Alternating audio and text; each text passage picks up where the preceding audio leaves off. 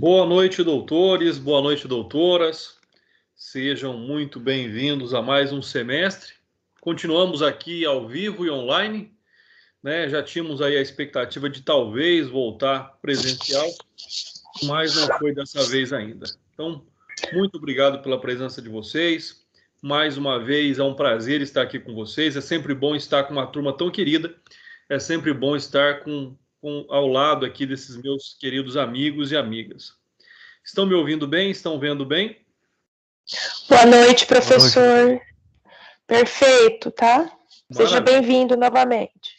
Muito obrigado, Camila. Muito obrigado a todos. Pessoal, continuamos no mesmo ritmo, tá bom? Eu vou encaminhando para vocês as aulas anteriormente, né? Tudo aquilo que for necessário, vocês sempre têm aí o meu contato. Qualquer dúvida, qualquer situação, podem sempre estar entrando em contato comigo, tá bom? Vou aqui compartilhar com vocês o nosso plano de ensino. Vamos ver aí qual é a ementa, né? Aquilo que nós vamos estudar esse semestre. E já adianto que é uma ementa extremamente longa, pessoal. Nós temos muitos assuntos aqui a estudar, né? Então, nós temos apenas 40 horas aí de aula, na verdade, ou seja, apenas um encontro, 2 aulas por semana, o que é muito pouco para tanto conteúdo, né? Dentro aqui do conteúdo que nós vamos estar estudando, nós temos crimes contra a ordem tributária, crimes contra o sistema financeiro, crimes contra o meio ambiente, crime de responsabilidade de prefeitos e vereadores, crimes de imprensa, preconceito racial, crimes falimentares, abuso de autoridade, criminologia, Estatuto da Criança e do Adolescente, mas apenas a parte criminal, crimes hediondos, crimes previstos na Lei 866 de 93, que é a lei de licitação, e nós já temos uma nova lei já que entrou em vigor, então nós vamos estar atualizando aqui. Leis sobre drogas, Estatuto do Desarmamento, apenas também na parte da tipificação, Código de Trânsito Brasileiro, Lei Maria da Penha, propriedade intelectual, tortura, crimes de lavagem ou ocultação de bens, direitos e valores, Lei de Combate às Organizações Criminosas e às interceptações telefônicas. Então percebam aí que de fato é um conteúdo bastante extenso, tá? E aí por aula nós vamos fazer aí um esforço, se talvez num encontro ou até em 2, dependendo da quantidade de material que eu preparar para cada tema, nós vamos estar aí vendo a maior quantidade. Não vou dizer que nós vamos ver todos esses tópicos, porque são muitos tópicos para apenas 2 aulas por semana, né? Não corresponde aí à nossa necessidade, 2 aulas por semana dentre tanto conteúdo, mas nós faremos o possível aí para ver a maior parte desses tópicos, tá? Então, nós vamos trabalhar de acordo com isso. Vamos aí já compartilhando também os nossos slides. Os nossos slides foram aí encaminhados, né, não com muita antecedência, já peço desculpas aí a vocês. Semana que vem vou encaminhar com maior antecedência os slides da aula, mas foi encaminhado para vocês hoje e vocês já têm acesso aí aos slides da aula de hoje. Lembrando mais uma vez que todas as nossas aulas serão gravadas e estarão disponíveis lá no YouTube, para aqueles que não puderem assistir, para aqueles que queiram assistir novamente. Todas as nossas aulas serão sempre gravadas e estarão à disposição de vocês. Convido vocês também para acompanhar aqueles que quiserem outros conteúdos que nós temos lá no canal, né? Nós temos outras matérias, nós temos palestras que foram solicitadas, discussão de temas, tudo aquilo que é de interesse aí daqueles que estudam o direito. Então, vamos aí compartilhar a nossa aula de hoje. Vamos começar porque nós temos muitos assuntos aqui a falar em relação à nossa aula de hoje, né? A vantagem de já ser conhecido é dispensar aqui as apresentações. Então, vamos direto ao que interessa, pessoal.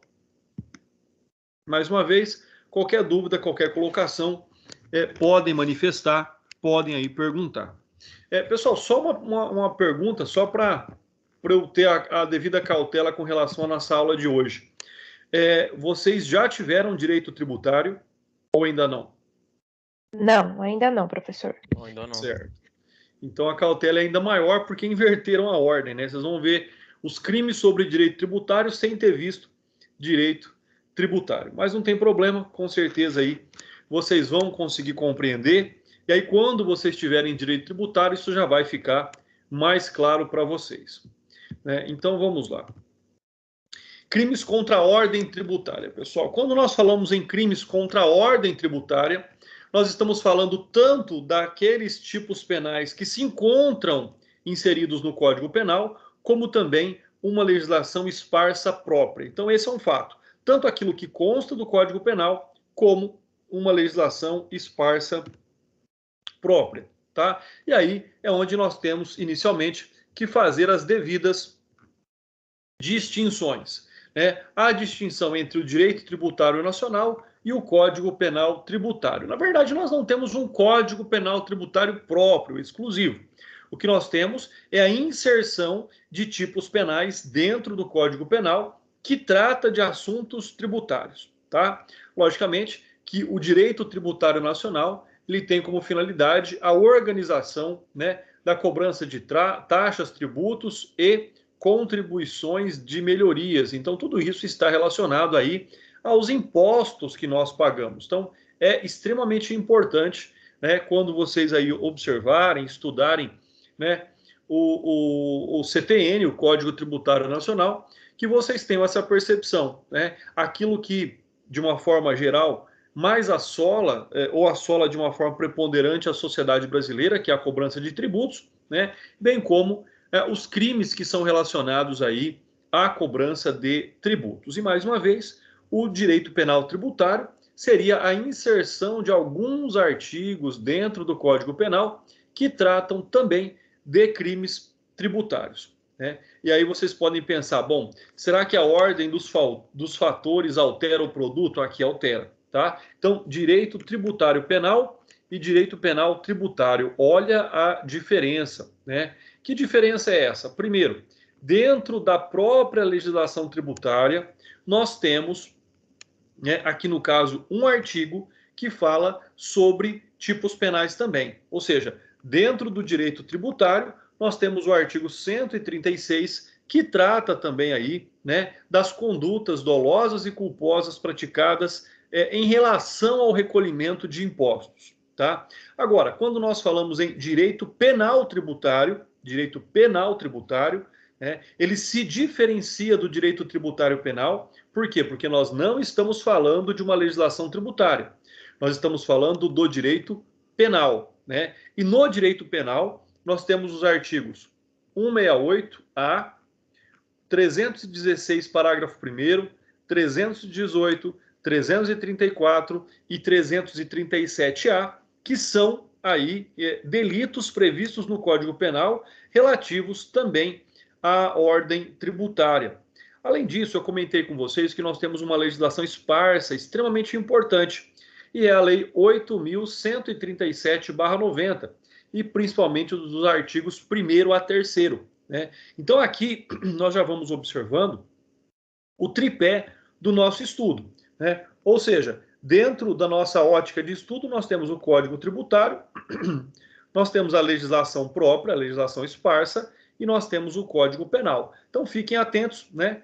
Vamos marcar aqui, fazer um asterisco, fazer uma estrelinha aqui, né, para aqueles que estão acompanhando com os slides, para aqueles que estão aí fazendo as suas anotações, vai ficar gravado, vocês podem rever isso depois. Pessoal, lembrando que tudo que é dito na nossa aula pode ser cobrado na avaliação, mas, porém, todavia, todas as telas que tem ali o asterisco será cobrado na avaliação. Então é uma certeza que irei perguntar para vocês, na verdade, né, quais são as legislações que tratam aqui desses crimes, né, que tratam de uma forma direta dos crimes contra a ordem tributária. Então, Código Tributário Nacional, Código Penal e Lei 8.137/90.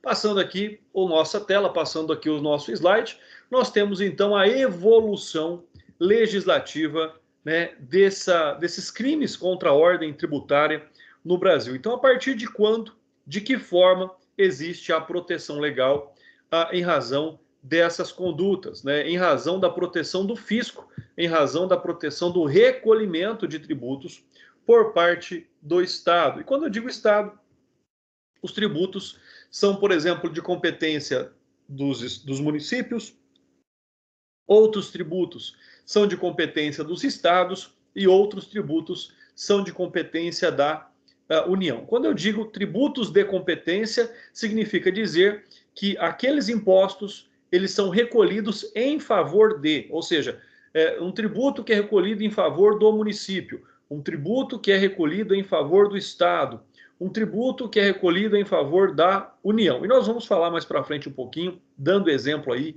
de cada um deles. Mas, nesse momento, então, falando um pouquinho sobre a evolução legislativa aqui dos crimes tributários, nós temos a primeira lei que tratava desse tema ainda ali no regime militar, né, durante a ditadura.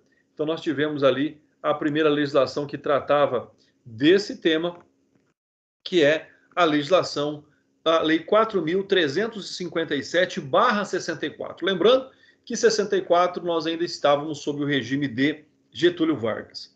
E aí, essa legislação, então, ela incrimina o delito de apropriação indébita do imposto de renda, imposto sobre o consumo e o imposto de selo. Então, né, hoje nem tem mais o imposto de selo, mas ela tratava naquele momento sobre a apropriação indébita, ou seja, aquele indivíduo que está na posse desses valores e deles se apropria indevidamente, né? Logicamente, aqui nós estamos tratando aqui do funcionário público. Na sequência, já em 1965, nós tivemos a Lei 4.729, que tratou aí, que estabeleceu o crime de sonegação fiscal, né? Aquele que não recolhe impostos sobre as suas rendas. E essa lei foi posteriormente revogada pela Lei 8.137/90, ou seja, a lei em vigor atualmente ainda. Então, é importante dizer que somente em 65 que estabeleceu-se o crime de sonegação fiscal, tá? Aquele crime, mais uma vez, que é a prática do não recolhimento de imposto sobre os seus vencimentos, sobre os seus ganhos.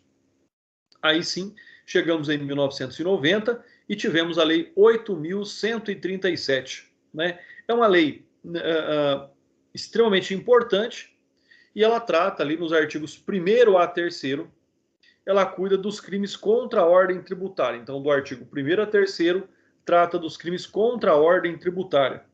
Já o artigo 4º versa sobre o crime contra a ordem econômica, né?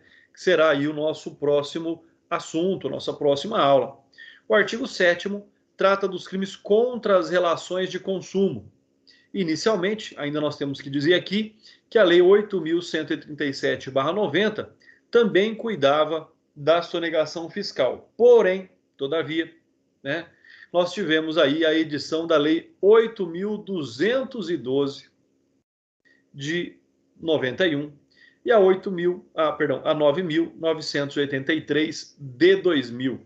E os delitos de apropriação indébita previdenciária, ou seja, né, aquela hipótese, vamos pensar assim, onde o empregador desconta do empregado ali a porcentagem relativa ao recolhimento previdenciário e não repassa ao INSS. Então, esse é o crime de apropriação previdenciária.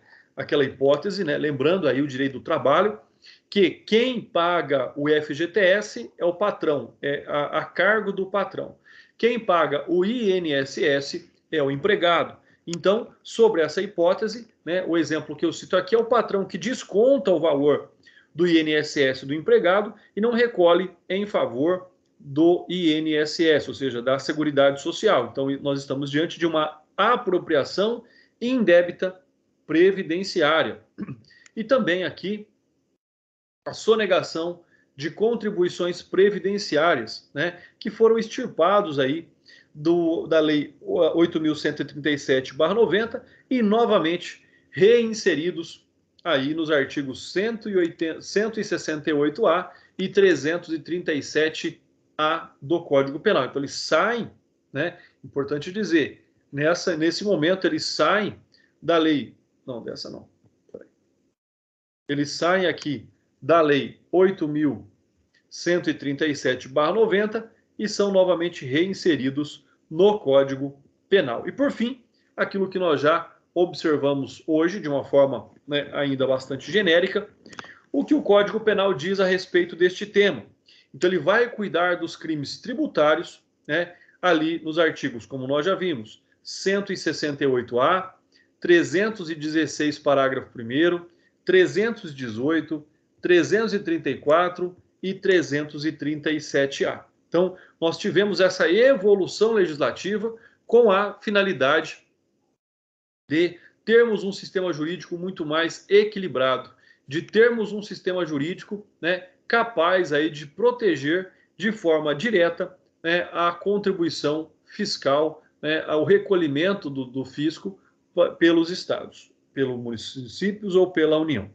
Né? E aí vem uma questão que nos chama a atenção, ou seja, de tudo aquilo que nós falamos até agora, qual é o bem jurídico tutelado quando nós estudamos os crimes contra a ordem tributária? Né? Para isso, o direito, como nunca é tão simples assim, como, né, nada é algo tão que nós não tenhamos sempre alguém que pensa diferente, nós temos duas correntes a respeito desse tema. Ou seja, primeira corrente, a corrente patrimonialista. O bem jurídico protegido é o patrimônio da fazenda pública, ou seja, o erário, a arrecadação tributária. Essa é a posição dominante na doutrina. Então, o que se protege é, na verdade, o patrimônio. Por quê? Por que o patrimônio? Porque as verbas, os valores que são recolhidos a título de imposto, de fato pertencem ao Estado. Então, são considerados como patrimônio. Tá? Então, é essa proteção. E, principalmente, essa proteção quando nós falamos em arrecadação. Né? Por que arrecadação? Porque, se não por meio da arrecadação, não haveria outro meio aí, né, capaz ou outro meio de se controlar o quanto as pessoas devem pagar de impostos. A segunda corrente, como agora nós já sabemos que ela é minoritária, seria a corrente funcionalista. O bem jurídico tutelado tem a íntima ligação com as funções do tributo na sociedade. A exemplo, o funcionamento e o custeio das atividades estatais. Essa tese é criticada por ser genérica e indeterminada, tornando extremamente difícil a atuação do direito penal quanto à aplicação do princípio da ofensividade. Nós vamos ver esse princípio daqui a pouco. E é a posição, por exemplo, do professor Hugo de Brito Machado. Essa posição, essa posição ela é criticada porque quando nós falamos custeio das atividades estatais, na verdade, muitas atividades estatais são custeadas pelos impostos, se não a maioria delas, né? Algumas não são, como, por exemplo, a questão de loterias e assim por diante. Mas isso não colocaria o Estado, isso não colocaria, né, no caso, a Fazenda Pública, como aquela titular do direito. Porque se eu coloco custeio das atividades estatais, quem é o detentor, né? Quem é a pessoa que vai se beneficiar dessas atividades estatais? É o povo. Então, na verdade, aí não seria um crime contra a Fazenda Pública, contra o Estado como um todo, mas sim contra a sociedade. Por isso também que essa teoria não é mais adotada, não é considerada como a teoria dominante. Uma outra questão que nós, então, observamos, né, e aí em complementação ao que nós falamos até agora, é que, então, nós podemos concluir que os crimes contra a ordem tributária, eles protegem, sim, o erário, o patrimônio do Estado, a ordem econômica, sendo tais bens de natureza meta-individual. Aí sim, quando nós pensamos que ela é meta-individual, porque ela extrapola, ela foge, ela ultrapassa, né, os indivíduos na sua individualidade. Então, se é meta-individual, quer dizer que ela está ali pensando num direito coletivo maior, né, no bem contínuo da sociedade que é submetida ao Estado. Então, esse é um outro aspecto aí que nós devemos observar, pessoal. E como diz, quem paga imposto sabe o quanto é complicado e o quanto... o problema não é pagar imposto, pessoal. Se eu pagasse os impostos que eu já pago, né, e eu não precisasse pagar, por exemplo, escola particular para minha filha, eu não precisasse pagar o guardinha de quarteirão, eu não precisasse pagar seguro para o meu carro, eu não precisasse pagar o plano de saúde, beleza, eu pagaria todos os impostos que eu pago feliz da vida, né? A questão é que nós pagamos impostos e ainda nós temos que pagar por serviços opcionais para, em tese, complementar a própria obrigação do Estado. Então, esse é o grande problema quando nós pensamos em impostos, né? E é isso que muitas pessoas justificam quando praticam crimes tributários contra a ordem tributária. Ou seja, olha, se eu for pagar todos os impostos, eu não sobrevivo, a minha empresa fecha, não me sobra nada, né? Até porque pela última análise que eu fiz, nós estaríamos já entre 4 e 5 meses do ano trabalhando só para pagar impostos, né? Quase metade do ano só para pagar imposto de tudo que você produz durante um ano inteiro. Bom, como tudo no Brasil, algumas coisas não compensam, né? E também não compensa para a União, não compensa para a Fazenda Pública executar aí quantias, né, que não sejam justificadoras do movimento de um processo, que sejam custeadoras também do movimento processual, da marcha processual. Por isso que também se aplica aqui nos crimes tributários. Opa, vamos pegar outra cor que essa não deu certo. Então, também se aplica aqui aos princípios e aos crimes tributários a aplicação do princípio da insignificância. Ou seja, né, é aquele momento onde, para o Estado, em razão do valor ínfimo, né, da quantia que tenha que ser recebido, seja do valor que foi ali sonegado ou qualquer situação nesse sentido, não compensa mover um processo para recebê-lo, né? E aí nós temos então a presença de 4 vetores traçados pelo STF para justificar a aplicabilidade do princípio da insignificância, né? O primeiro deles é a mínima ofensividade da conduta do agente. O segundo deles é nenhuma periculosidade social da ação. O terceiro deles, reduzidíssimo grau de reprovabilidade. E o quarto deles, a inexpressividade da lesão jurídica provocada. Então, se vocês analisarem bem, se vocês prestarem aí um pouquinho de atenção, vocês vão perceber que, né, nós estamos aqui diante daquilo que nós já conhecemos como um crime de menor ou de um crime de extrema pequeneza aqui sobre a sua capacidade lesiva ao Estado e à sociedade. Mais uma vez, mínima ofensividade da conduta do agente, uma conduta pequena. Nenhuma periculosidade social, não vai causar mal a ninguém aquela conduta. Reduzidíssimo, não é reduzido, é reduzidíssimo grau de reprovabilidade do comportamento, ou seja, a sociedade não está nem aí para aquela conduta, né? As pessoas já não se incomodam com ações dessa natureza. Inexpressividade da lesão provocada. E em tudo isso, nós então chegamos aí a um patamar em que considera-se como insignificante nenhum montante aí inferior a R$100, pessoal. Posso já garantir para vocês que esse valor tem aí subido bastante, tá? Ele já foi aumentado aí em alguns milhares de reais, tá? Não é só R$100, da qual não faria sentido. Valores maiores, ainda assim, também não fazem sentido mover uma ação de execução para que o Estado possa receber aquele valor relacionado aos crimes tributários. Alguns autores, aqui só para vocês terem uma ideia do que eu estou dizendo, alguns autores já consideram quantias não inferiores a R$20 mil poderia se aplicar aí o princípio da insignificância. Então, existem autores que já pregam essa quantia, esse valor, como algo justificável para a aplicação do princípio da insignificância. Bom, vamos falar um pouquinho, como eu disse agora há pouco para vocês, sobre a competência, ou seja, a quem cabem os impostos, né? Impostos federais e impostos estaduais e municipais. Primeiro, quando nós falamos em competência, né, nós temos que lembrar aqui que esses crimes serão apurados conforme a competência também. Isso da justiça, eu quero dizer, né? Então, por exemplo, impostos federais, a execução, a competência aí do processamento será pela Justiça Federal. Já no caso de impostos municipais e estaduais, a competência de julgamento desses crimes será da Justiça dos Estados. Então, para vocês terem uma ideia, por exemplo, o INSS é um tributo, é uma contribuição aí federal. Já o IPVA é um imposto estadual.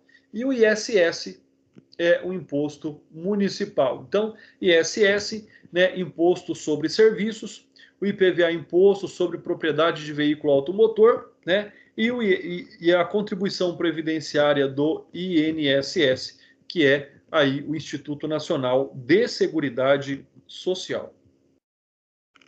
Uma questão bastante importante também aí é a questão do concurso de crimes ou imputação nos crimes contra a ordem tributária. O que é que nós temos a respeito disso? Bom, nós temos o fato de que tanto pode haver ali a consunção, ou seja, o crime fim vai absorver o crime meio, como também pode haver a hipótese de haver um concurso de crimes, né? Seja ali um concurso material ou seja um concurso formal. Então, por exemplo, o delito de falsidade ideológica ou uso de documento falso, né, utilizado pelo empregado como meio para cometimento do delito contra a ordem tributária, né, o crime tributário. Por ser crime fim, ou seja, qual é o crime fim, né? Qual é o objetivo, qual é aí o desejo do indivíduo. Então, por ser crime fim, absorve o crime meio. Então, a utilização do documento tem como finalidade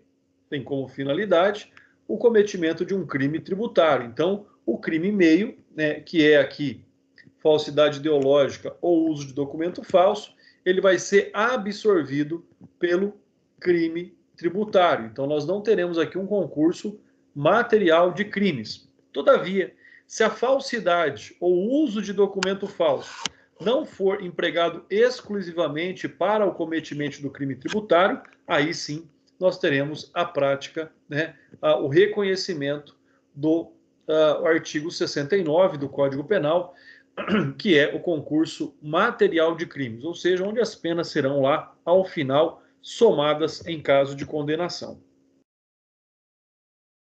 Fiscalização tributária, né? Importante dizer aqui a quem cabe essa fiscalização.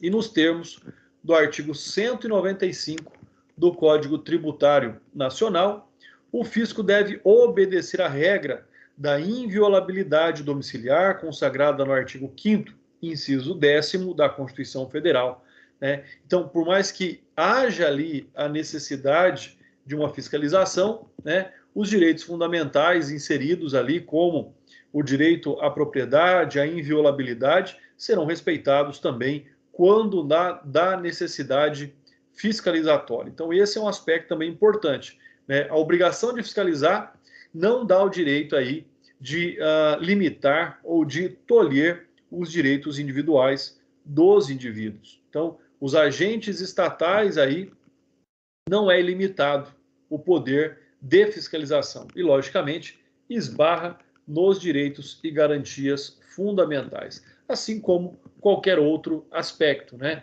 Se nem mesmo os policiais podem ferir esses direitos, os fiscais, né? O dever de fiscalizar da administração fazendária também não pode ultrapassar esses limites.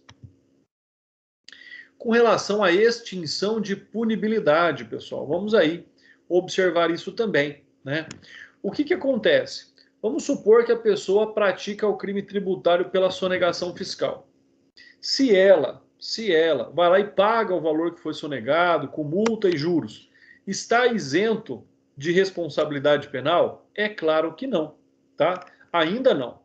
Pela redação do projeto, né, da Lei Complementar 236 de 2012, que seria o novo Código Penal, que tramita desde 2012 até agora nada, lá previa essa possibilidade. Aqui não, né? Aqui nós temos ainda o disposto no artigo 16 do Código Penal, ou seja, nos crimes cometidos sem violência ou grave ameaça à pessoa, reparado o dano ou restituída a coisa, até o recebimento da denúncia ou queixa, por ato voluntário do agente, a pena será reduzida de 1 a 2/3. Então, essa é a regra. Não há extinção de punibilidade. O pagamento não gera a extinção de punibilidade. Somente aí gera a diminuição da pena aplicada, né? E essa é a regra. Então, fiquem atentos aí a essa situação. Não gera a extinção da punibilidade, apenas a redução da pena a ser aplicada. Agora, é regra? É. E como toda regra, existem as exceções. Quais são, melhor dizendo, as exceções à regra? Primeiro, peculato culposo. Artigo 312, parágrafo 3º do Código Penal. O que nós temos a respeito disso? Primeiro, no caso do parágrafo anterior, a reparação do dano, se precede a sentença irrecorrível, extingue a punibilidade. Que lhe é posterior, reduz a pena imposta. Então, olha só o que nós temos. No caso do peculato culposo, né, a reparação do dano se precede a sentença, se é antes da sentença irrecorrível. O que é uma sentença irrecorrível? Sentença irrecorrível é o momento anterior ao trânsito em julgado. Aí sim, nós temos, nesta hipótese específica do peculato culposo, nós temos a extinção da punibilidade. Agora, né, se é posterior ao trânsito em julgado, ainda assim ela vai gerar benefícios, ou seja, nós temos aí uma redução de pena, né, de metade da pena imposta. Olha só como é interessante, tem a redução de metade da pena imposta. Outra hipótese, uma outra exceção à regra, seria fraude no pagamento com cheque, né? O estelionato aí nos termos do artigo 171, parágrafo 2º, inciso 6º, que diz: emite cheque sem suficiente provisão de fundos em poder do sacado, ou lhe frustra o pagamento. E para isso nós temos também a súmula 554 do STF, que diz: o pagamento de cheque emitido sem suficiente provisão de fundos após o recebimento da denúncia não obsta o prosseguimento da ação penal, ou seja, então não gera ali a extinção da punibilidade. Agora, o pagamento do cheque emitido sem suficiente provisão de fundos antes do recebimento da denúncia, né, da peça acusatória, aí sim ocasiona a extinção da punibilidade, pessoal. Então, fiquem atentos a essas questões, tá?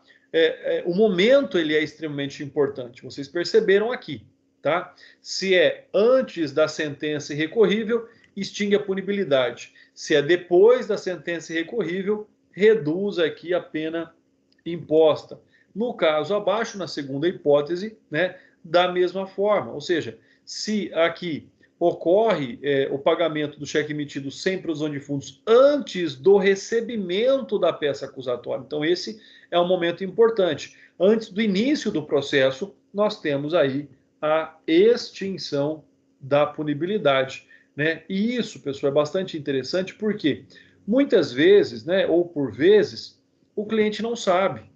E cabe ao advogado dizer, olha, faz uma forcinha, paga isso logo, porque você vai ter lá no final a redução da sua pena ou até mesmo a extinção da punibilidade. Então é importante essas orientações ao cliente, né, quando aí vocês se depararem em situações como essas, né? Sendo membro do Ministério Público, que reconheça também para o pedido adequado da condenação, se forem juízes da mesma forma que julguem de acordo com a culpabilidade do agente.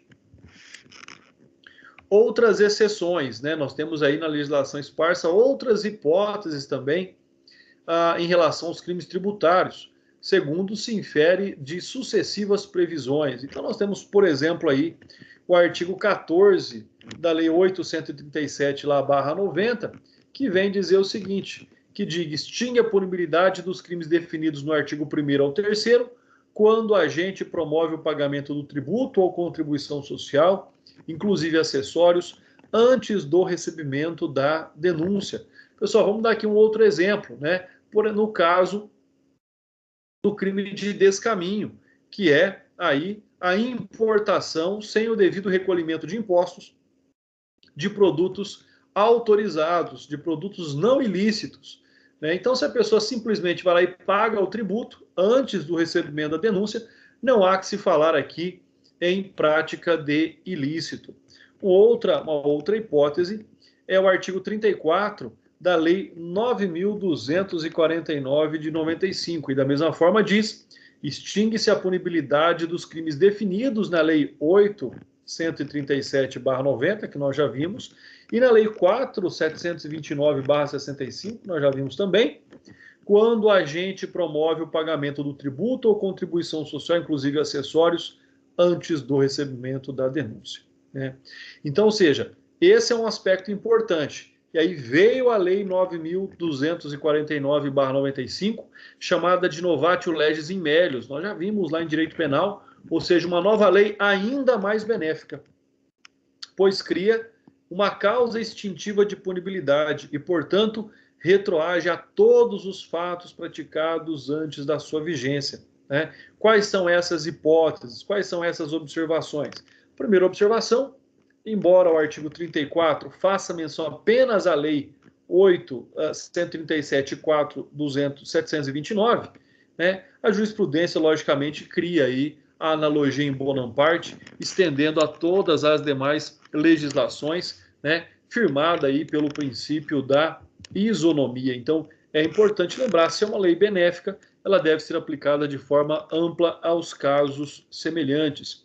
A segunda observação: ainda assim, apesar do artigo 34 da Lei 9.249 de 95, descreve apenas o pagamento para o recolhimento como da causa extintiva de punibilidade para os crimes tributários, a jurisprudência dos tribunais superiores ainda determina aqui também, né, a finalidade da novação da dívida, a possibilidade do parcelamento, ou seja, da criação de uma nova dívida a partir da dívida anterior. Então, nem mesmo exige a quitação total dos impostos para que haja a extinção de punibilidade, mas a mera aqui demonstração de interesse no pagamento dos impostos não recolhidos, ou seja, a possibilidade do parcelamento, a possibilidade da novação de dívida. Pessoal, lembrando ainda que o direito tributário é um ramo do direito extremamente interessante e extremamente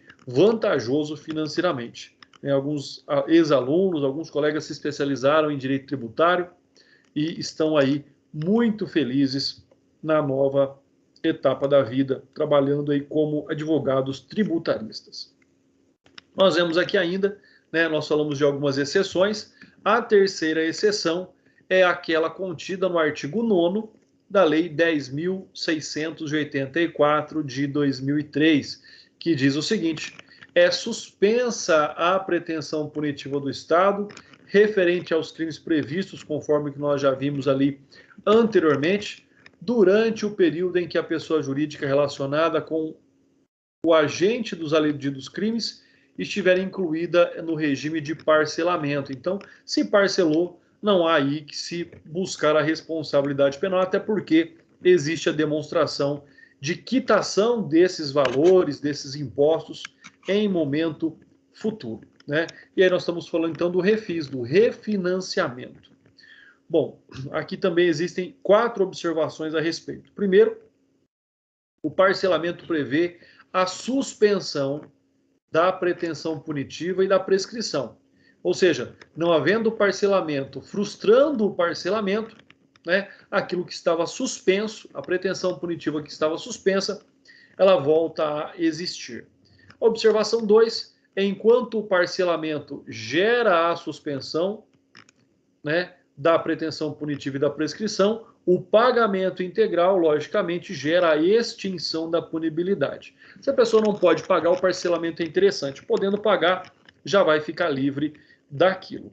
Observação 3, essa extinção que nós comentamos aí não se estende aos crimes diversos dos tributários, até porque nós estamos aqui, né, estudando apenas a dinâmica dos crimes tributários.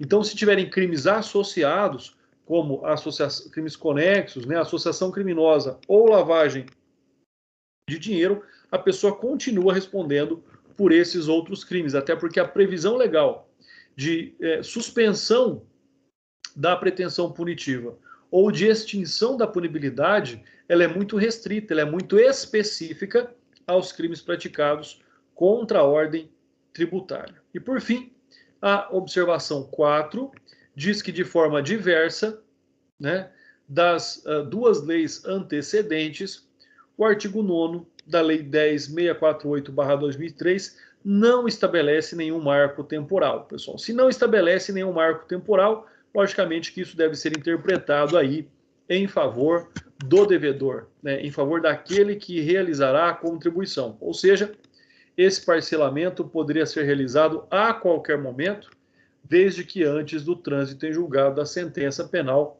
condenatória. Então, nós não temos um momento específico, né, como vimos ali anteriormente. Não necessita de regra ser antes do recebimento da denúncia, não necessita de regra, né, ter um momento específico, mas desde que seja antes do trânsito em julgado. E aí produzirá seus efeitos. Pessoal, tudo bem até aqui? Alguma dúvida, alguma pergunta? Tranquilo, doutor. Maravilha, Samuel, muito obrigado. Qualquer dúvida, pessoal, vocês sabem, fiquem à vontade sempre. Olha lá, um outro tópico aí.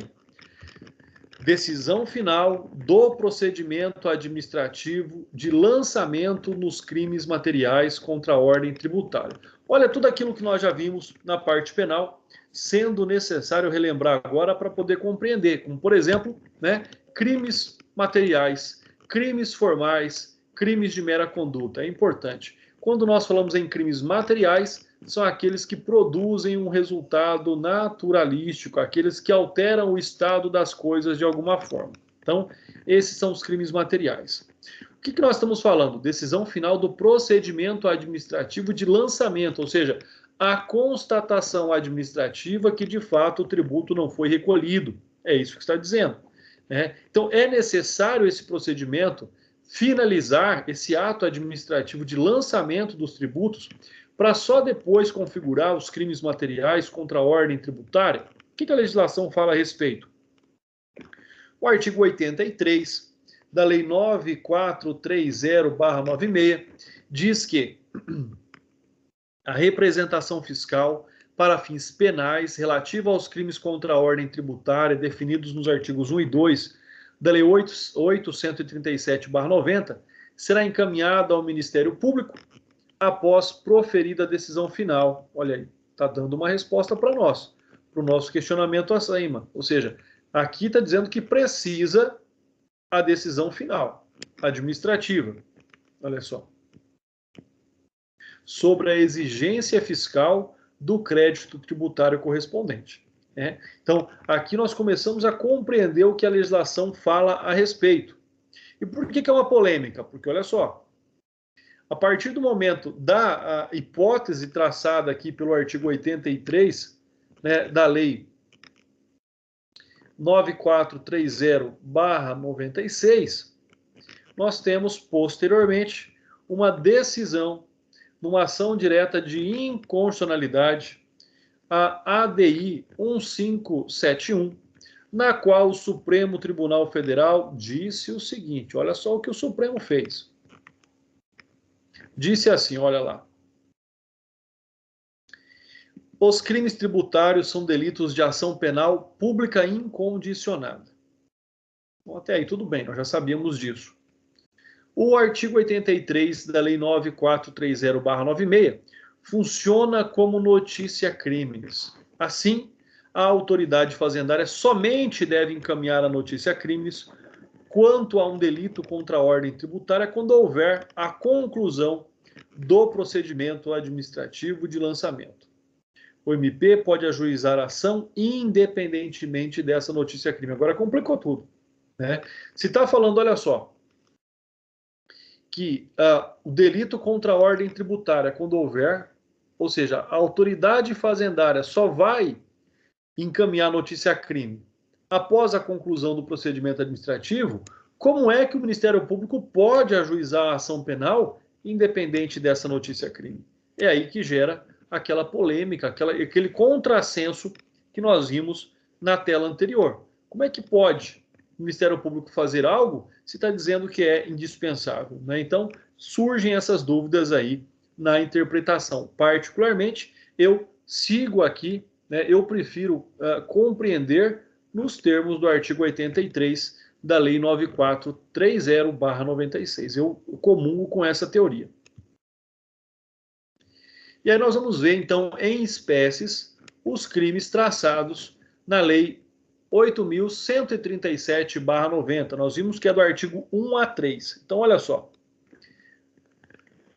Inicialmente, nós já falamos que dos crimes praticados por particulares. Então, artigo 1 e 2 trata dos crimes praticados por particulares. O artigo 3 trata dos crimes praticados por funcionários públicos. Então, nós já temos uma distinção importante, né? Fica aqui também a ressalva. O que é que diz aí o artigo 1º? O artigo 1º da Lei 8.137/90 diz que são crimes materiais, isto é, para a ocorrência da sua consumação é indispensável a eclosão de um resultado naturalístico, supressão ou redução do tributo, ou seja, ou tem que deixar de pagar ou tem que pagar a menos. Alguns doutrinadores denominam o artigo 1º como um delito de sonegação fiscal em sentido próprio. Fiquem atentos a isso. Então, primeiro, o artigo 1º dessa lei trata dos crimes materiais. Precisam de um resultado naturalístico. Ou paga menos imposto ou não paga imposto nenhum. Já o artigo 2º da mesma lei trata dos delitos formais, ou seja, a simples prática da conduta, independentemente de causar um dano, um prejuízo ao erário público, já configuraria ali o tipo penal. Já configuraria a prática, a consumação do delito. Então, é também aí um momento de bastante atenção que nós temos que ter. Artigo 1º, crime material precisa do resultado naturalístico. Artigo 2, crime formal, né? Ambos, importante, praticados aqui. Volta lá. Ambos aqui praticados por particulares, ambos praticados por os dois. Por particulares, tá? Então é importante nós lembrarmos disso também. E aí, então, o artigo 2º, tratando de um crime formal, né, de consumação antecipada ou de resultado cortado, ou seja, a ocorrência do resultado naturalístico, ou seja, a supressão ou a redução dos tributos não é indispensável. Se não é indispensável, é dispensável para a consumação do crime. Então, às vezes, nem deixou de recolher o tributo ou nem suprimiu o recolhimento do tributo e mesmo assim o crime aconteceu, servindo no ponto como um elemento subjetivo especial do tipo. Qual é a exceção? Mais uma vez, né, para toda regra existe a exceção.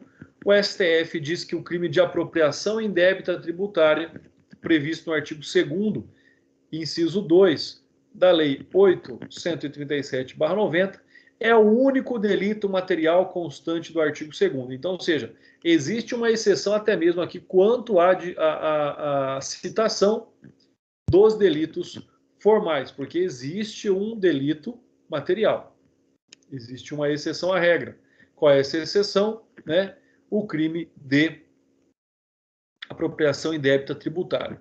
Então, nessa condição, nesta exceção ao delito, né, aqui o delito, para que ocorra a apuração penal deste delito, é necessária a decisão final do procedimento administrativo. Aos demais, não se exige a decisão final do procedimento administrativo. No constante, aqui aos crimes formais. Tá? Essa é uma exceção. Então, aqui entre o artigo 1º e o artigo 2º, nós temos essas características, nós temos essas situações. Ou seja, né, o fato de que né, o fato de que, quando se trata de crime material, né, ele tem que produzir um resultado, e aí nós temos essa consumação indispensável à eclosão do resultado naturalístico. Enquanto nos crimes formais, salvo a exceção aí da apropriação indébita tributária, né, é necessário o procedimento administrativo tributário. Quanto aos demais, não é necessário findar aí o procedimento administrativo para a apuração do crime contra a ordem tributária. Passando agora para o artigo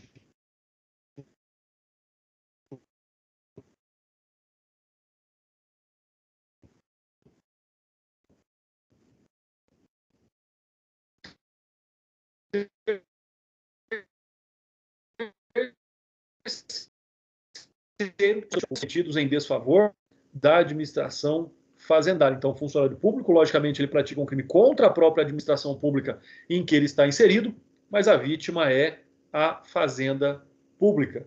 Por quê? Porque é ela que vai ali ter o prejuízo, né? São os desfalques de funcionários públicos de verbas públicas, né? Como nós vemos aí sendo investigados em muitas ações, inclusive aqui na nossa região.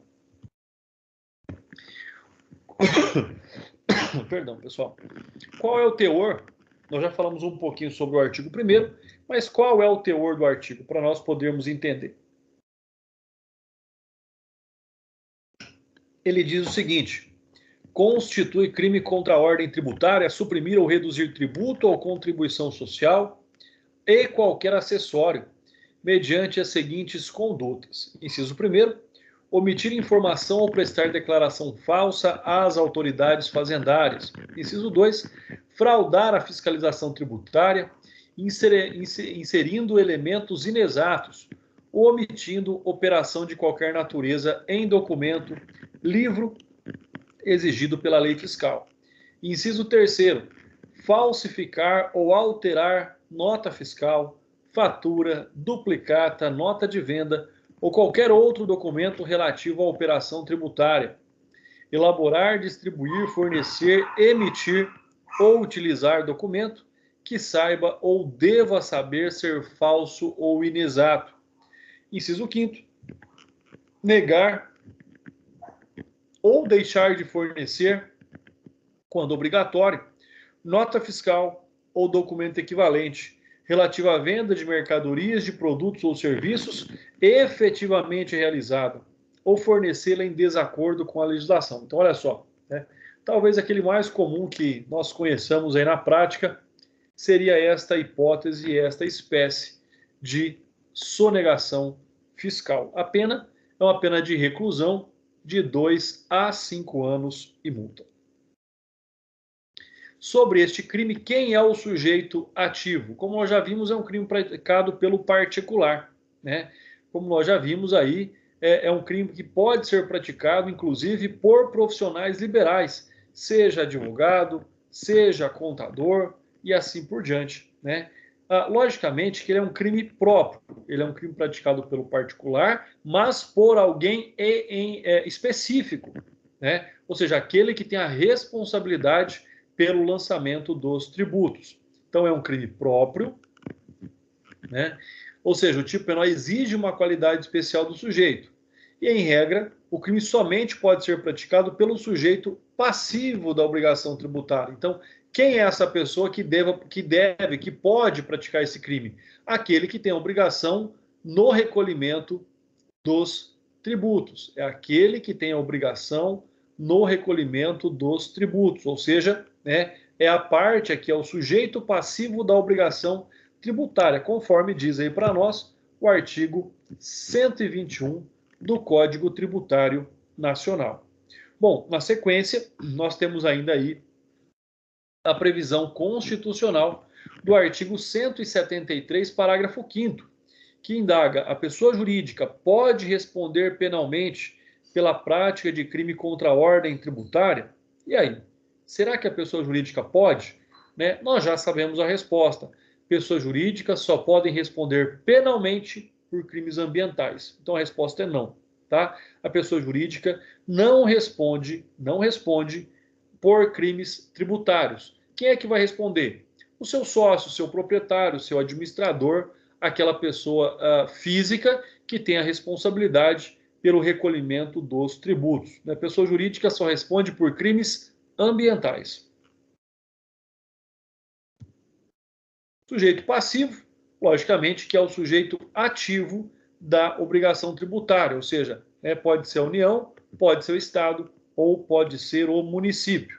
Quanto aos elementos desse tipo penal, nós temos lá, já vimos também, suprimir ou reduzir. O que é suprimir? Não pagar. O que é reduzir? Pagar a menos o valor do imposto. Então, o crime em estudo, ele é composto da redução, supressão do tributo, acrescida de fraude, prevista em um dos incisos, conforme nós já vimos lá no artigo 1º, né? E aí ele vem explicando todos os incisos novamente. Só para nós termos uma ideia, o inciso 1º, que fala da omissão de informação ou prestação de informação falsa às autoridades fazendárias, o exemplo dele seria a simples omissão de entrega da declaração de informações econômicas fiscais da pessoa jurídica, e aí caracterizaria já este delito.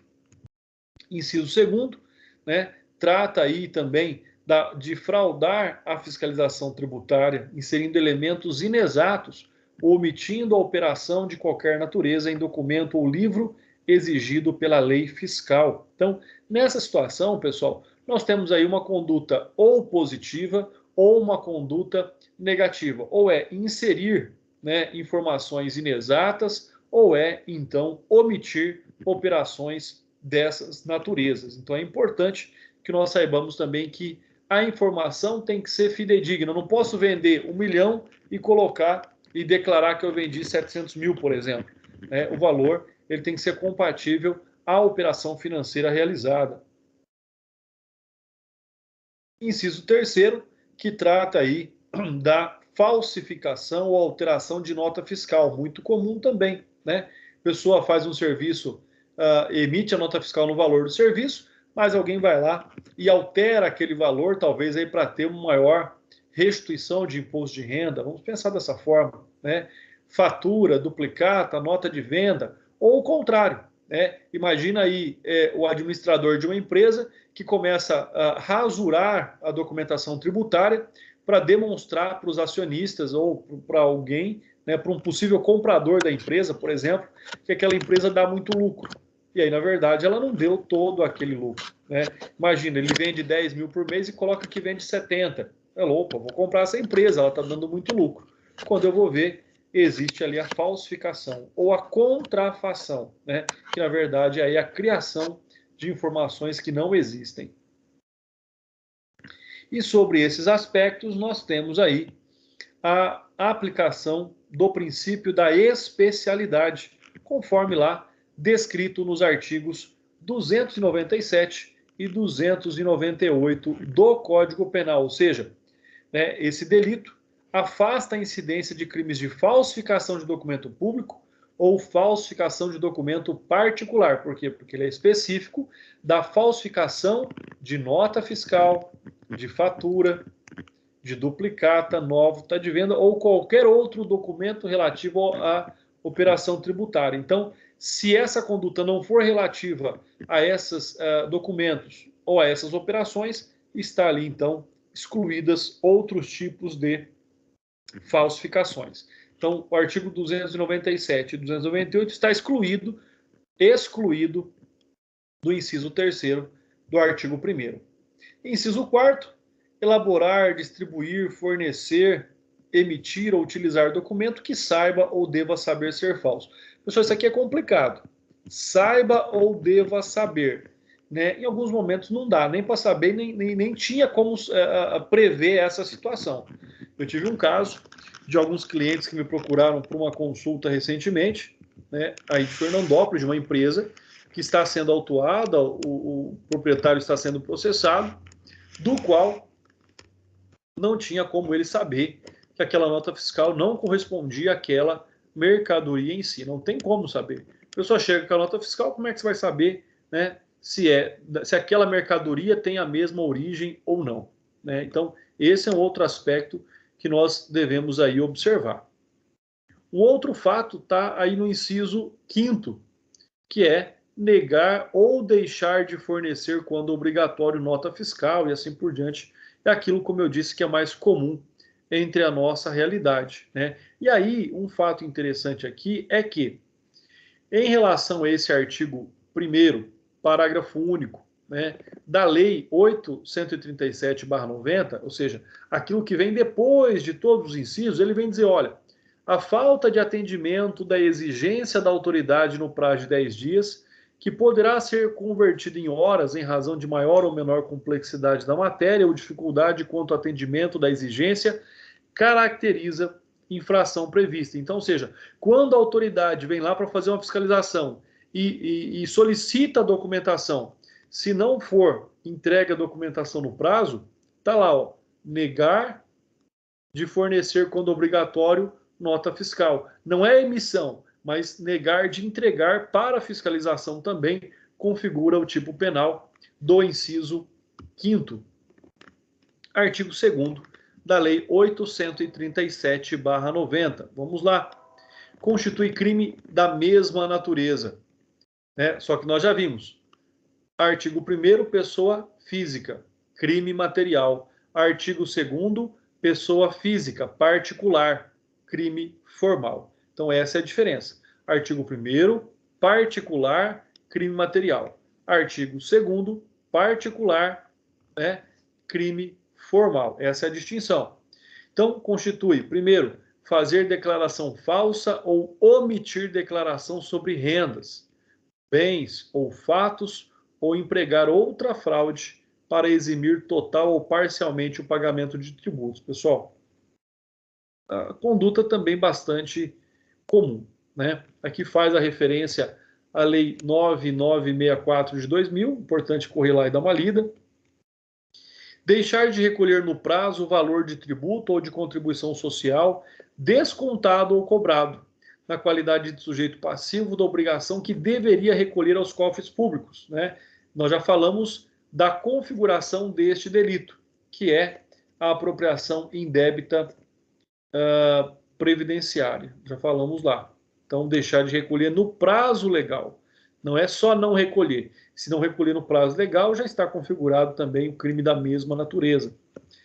Exigir, pagar ou receber para si ou para o contribuinte beneficiário qualquer percentagem sobre a parcela dedutível ou deduzida de imposto ou de contribuição como incentivo fiscal.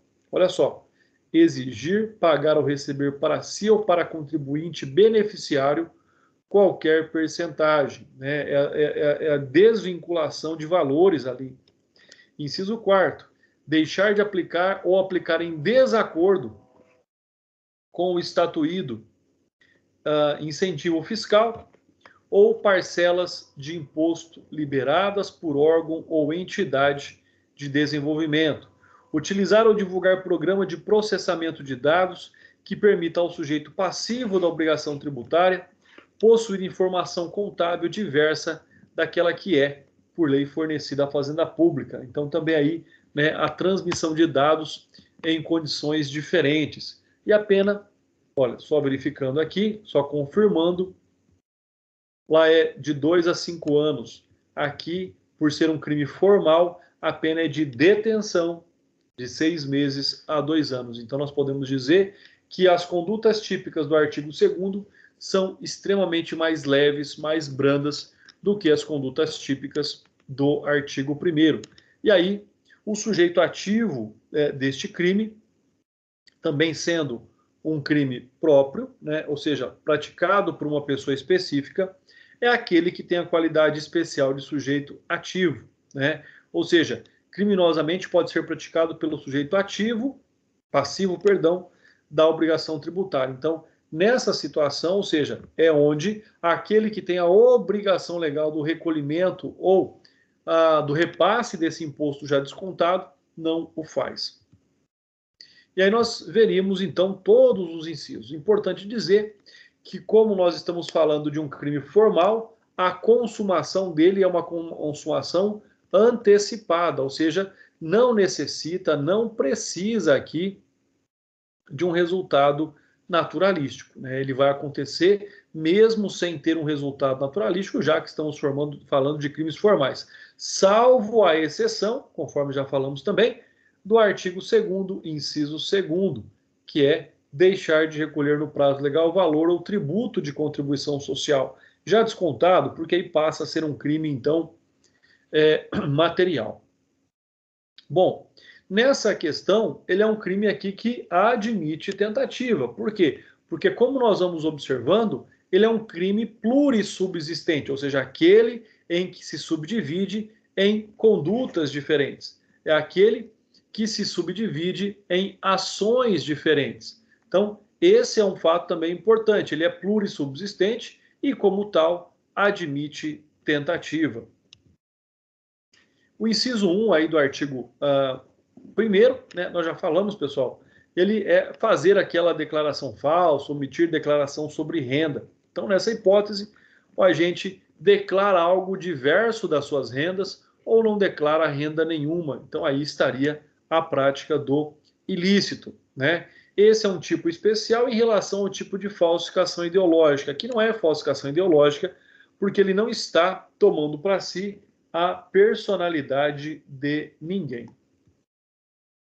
Quanto ao inciso 2, né, aí está lá, deixar de recolher no prazo legal o valor ou tributo ou contribuição social que já foi descontado ou foi cobrado, tá? E aí existe sim uma semelhança, conforme já havíamos comentado anteriormente, com o artigo 168, mas é uma semelhança em que nós, analisando um pouco mais profundamente, nós observamos as diferenças, né? O inciso 2º do artigo 2º da lei específica fala deixar de recolher no prazo legal. Ele vai recolher fora do prazo. O artigo 168A fala da apropriação indébita. Ele, além de não recolher, toma aquele valor para si. Então, essa é a distinção que nós temos entre esses dois artigos. Ou seja, não recolher nunca ou recolher com atraso. Pessoal, vocês estão me ouvindo bem? O som tá bom? Porque parece que a minha imagem travou aqui. O som tá excelente, doutor. Tá normal, professor. Então, beleza. Tranquilo. O que importa é o som. Vamos continuar aqui. Uma observação que nós fazemos, então, em razão dessa situação é o que eu acabei de explicar. Deixar de recolher no prazo legal e não deixar de recolher e ainda se apropriar daquele valor, tá bom? Gravem isso, fiquem atentos a essa situação, tá? Porque se eu não recolho em prazo nenhum e ainda tomo aquele valor para mim, é apropriação indébita tributária, né? Se a pessoa simplesmente recolhe fora do prazo, seria o inciso 2 do artigo 2º. Uma observação importante aqui, até porque é objeto de julgamento também, a conduta de não recolher o ICMS, né, em operações próprias ou em substituição tributária, enquadra-se formalmente lá no artigo da apropriação indébita tributária, que é um crime material, tá? Bom, passando aqui para, Lavra do ministro Roberto Barroso, julgamento, bastante recente, 2019. O inciso 3º, exigir, pagar ou receber para si ou para o contribuinte beneficiário qualquer percentagem sobre a parcela dedutível. Pessoal, isso aqui não parece bom, né? Está descontando parte do que deveria pagar e está passando para alguém. É exatamente isso, né? Então, é essa situação aqui que a lei pune, é essa situação que a lei aplica a penalidade. Bom, já no inciso 4º, deixar de aplicar irregularmente incentivo fiscal ou parcelas do imposto liberadas por entidade de desenvolvimento. Então, olha só, parte do imposto são destinadas a essas entidades de desenvolvimento. Vamos supor alguma ONG, alguma coisa assim. É possível. Eu posso, por exemplo, fazer doações para entidades assistenciais ou sem fins lucrativos e deduzir do meu imposto de renda. Só que aí, na verdade, eu faço a doação, mas não fiz a doação. Fiz de conta que doei, mas a empresa lá, a entidade não recebeu, tá? Então, é essa situação. Olha, deixar de aplicar ou aplicar irregularmente esse incentivo fiscal. Então, esse é um aspecto também aqui que é abordado pela lei, Inciso 5º, utilizar ou divulgar programa de processamento de dados, né, que permita ao sujeito passivo da obrigação tributária possuir informação contábil diversa daquela que é, por lei, fornecida à Fazenda Pública. Então, ali nós temos foi maquiado, né, foi mudada as informações quando da transmissão desses dados. Então, esse é um fato também bastante importante. E olha aí a questão. Qual a diferença entre o inciso 1 e o inciso 5º do artigo 2º da Lei 837/90? Primeiro, de fato, esses incisos são muito parecidos. A distinção recai justamente no fato de que no inciso 5º detalha o meio fraudulento. A diferença é essa. Aqui é um meio... Cadê? Um meio informático, né? Então, essa é a situação. Aqui é um meio informático, ou seja, um programa de processamento de dados, né? E lá, no inciso 1º, não fala nessa hipótese. Então, aqui, nós estamos falando de um software. Artigo 3º, e aí sim, o artigo 3º é o crime praticado pelo funcionário público. Constitui crime funcional, ou seja, crime funcional é aquele praticado pelo funcionário público. André, qual é o conceito de funcionário público para o direito penal? Lógico que o direito penal tem um artigo próprio que trata do conceito de funcionário público, né? E aqui ele vem dizer o seguinte: primeiro, extraviar livro oficial, processo fiscal, qualquer documento que tenha a guarda em razão da função, sonegá-lo ou inutilizá-lo, total ou parcialmente, acarretando pagamento indevido ou inexato de tributo ou contribuição social. Inciso 2, exigir, solicitar ou receber para si ou para outrem, direto ou indiretamente, ainda que fora da função ou antes de iniciar seu exercício, mas em razão dela, vantagem indevida ou aceitar promessa de vantagem, né? Vocês já ouviram essas condutas aí em outros artigos, né? Pena de reclusão de 3 a 8 anos e multa, uma pena já bastante severa. 3, patrocinar direto ou indiretamente o interesse privado, né? Vocês já viram, e se não viram, verão a advocacia administrativa, que é um crime perante a administração fazendária, valendo-se da qualidade de funcionário público. Reclusão de 1 a 4 anos e multa. Então, são crimes praticados por funcionários públicos, seja em favor de alguém ou simplesmente em prejuízo do poder público.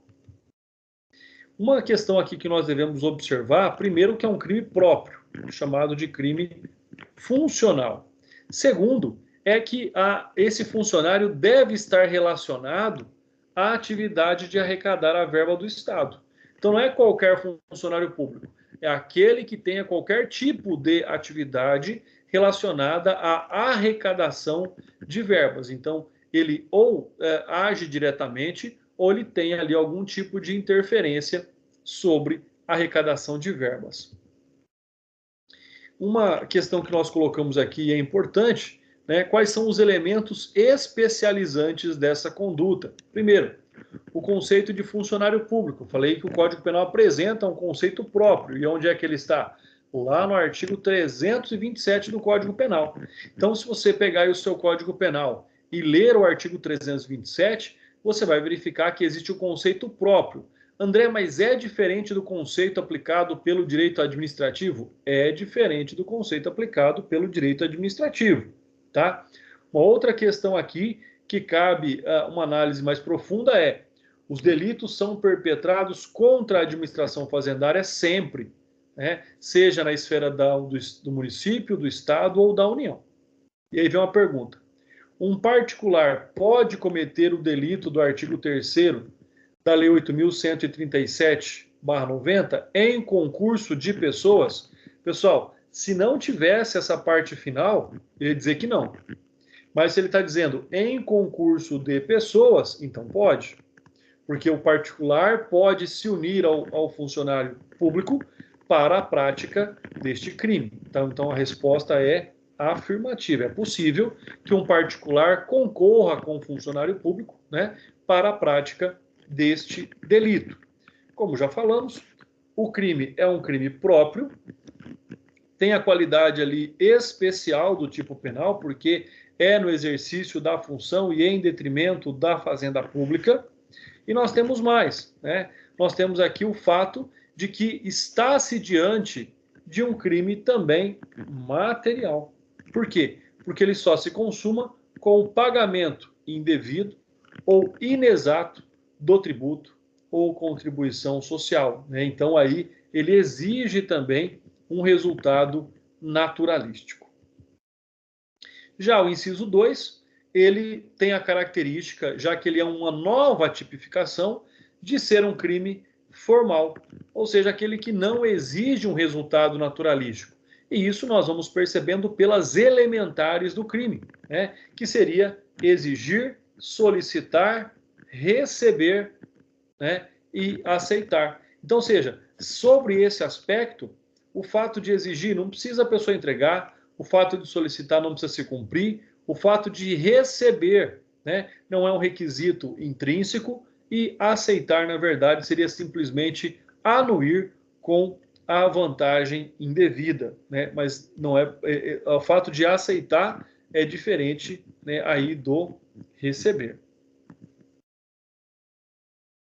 Uma outra questão é que todas essas condutas estão ligadas aí a um fim especial de agir. O que é que isso significa dizer? Ou seja, duas situações prováveis e possíveis: deixar de lançar ao cobrar tributo ou contribuição social ou cobrá-lo parcialmente. Então aqui, além de gerar o detrimento ao erário público, né, o prejuízo ao erário público, também está gerando aqui uma vantagem ao particular. Inciso 3º, trata aí da advocacia administrativa, intervir em favor de alguém, né? Então, esse é um delito conhecido, como nós já falamos, de advocacia administrativa fazendária. Por quê? Porque ela acontece dentro ali da fazenda pública, da administração fazendária. Então, essa intervenção seria, né, uma forma de beneficiar alguém e indiretamente prejudicar a administração fazendária, né? Então, esse é um outro aspecto que nós devemos aí observar. Vamos falar um pouquinho também do artigo 8º, né? O artigo 8º, ele trata um pouquinho das penas de multa que são aplicáveis pela prática desses crimes. Então, nos crimes definidos nos artigos 1º a 3º, aplica-se uma pena de multa de 10 a 360 dias multa, conforme nós já vimos que é o padrão para o direito penal, conforme seja necessário o suficiente para aprovação e prevenção do crime. A diferença aqui é que o cálculo do dia multa não é com base no salário mínimo, é com base no bônus do Tesouro Nacional, do BTN. Então, é um outro índice que se calcula os dias multa, né? Nunca inferior a 14, nem superior a 200 dias multa, né? Ou seja, bônus do Tesouro Nacional. Já o artigo 9º vem dizer que a pena de detenção ou reclusão poderá ser convertida em multa em valor equivalente. Pessoal, se nós estamos falando de crimes contra a ordem tributária, o que importa aqui é dinheiro. Então, por isso que se admite a conversão da pena de detenção ou reclusão em multa, né? Ah, mas o cara praticou um crime de colarinho branco, estelionato, e vai pagar só multa? Vai, porque o objeto daquele crime é um crime sem violência, sem grave ameaça, né? E o importante ao Estado é reaver a quantia que não recebeu. Por isso que nós temos aí também, né, de 200 mil a 5 milhões de BTNs, de 5 mil a 200 mil BTNs e de 50 mil a 1 milhão de BTNs. Então, existem hipóteses aí de acordo com o artigo. Olha só, artigo 4º, artigo 4º, artigo 5º e 6º, artigo 7º. Então, eles é que vão determinar. E aí tem um detalhe, né? O artigo 10 vem para pôr aquela pá de cal. Ou seja, se o juiz considerar um ganho ilícito a situação econômica do réu, verificando a insuficiência ou excessiva onerosidade das penas pecuniárias previstas, poderá diminuí-la até a 10ª parte. Então, até o pobre vai ser condenado na medida em que ele possa realizar o pagamento. Ou, pelo contrário, de tudo isso que nós já falamos, aumentá-la em 10 vezes. E assim, nós encerramos hoje, pessoal, a nossa aula. Agora são 20 horas e 21 minutos. Caso vocês tenham alguma dúvida, estou aqui à disposição de vocês, né, para que nós possamos ainda falar um pouquinho mais sobre esse tema, tirar alguma dúvida que vocês tiveram. Eu tentei dar o máximo de exemplos possíveis, eu tentei ser o mais didático possível, tendo em vista que vocês ainda não estudaram o direito tributário. Tentei puxar os ganchos ali para o direito penal, né, explicando de uma forma talvez mais fácil para vocês. Pessoal, se tiverem alguma dúvida, estou aqui à disposição. Pessoal, não havendo dúvidas, agradeço a presença de todos. Vou deixar de fazer a chamada hoje porque o sistema ainda não está aceitando a chamada. O sistema ainda está fechado lá para eu fazer a chamada direto no sistema, tá bom? A próxima aula já deve ter resolvido e aí nós faremos a chamada em aula como de costume. Um forte abraço, fiquem com Deus e até a semana que vem. Bom final de semana a todos já. Boa noite, professor. Boa noite, professor. Excelente, doutor. Obrigado. Boa noite. Obrigado, um abraço, Boa fiquem com noite. Deus. Fica com Deus. Boa noite, professor.